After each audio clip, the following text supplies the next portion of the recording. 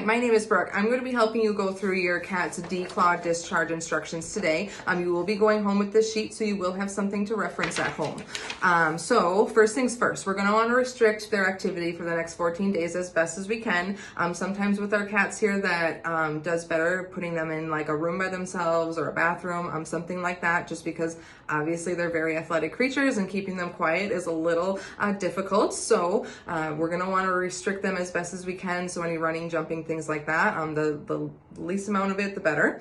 They are going home with an e-collar to prevent them from licking or chewing at those paws. You're going to want to keep that on as best as you can for the next 14 days as well, especially if they're not supervised.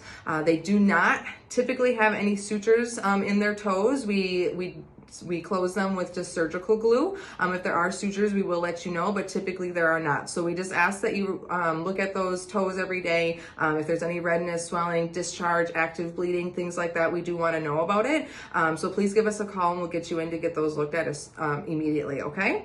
And then let's see, food and water. They can have their normal food and water. We just recommend for the next day or so that you feed some smaller meals. The anesthetic can make them a little nauseous sometimes, so we just want to make sure that doesn't happen. So half to about a third of their meal for the next day or so will be perfect. And then water. They can have access to water, but if they're excessively drinking it, you're going to want to either decrease the amount that they have or just kind of pull it away at times, just so that, again, they don't get nauseous for you at home, okay? And then this is another very important part for our Declaw kitties.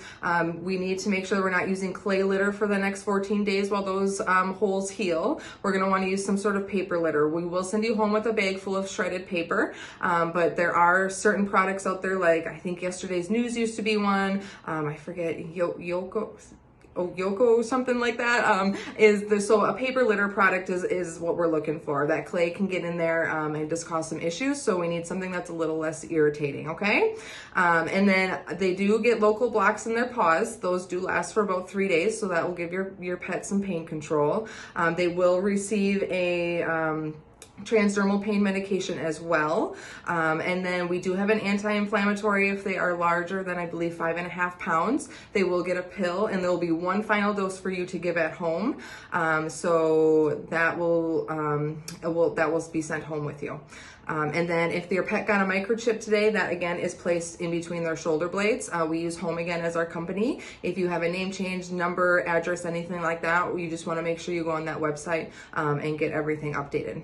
I think that is all I have. So if you have any questions, please don't hesitate to give us a call. We're here to help, and happy healing for your pet at home, and thank you.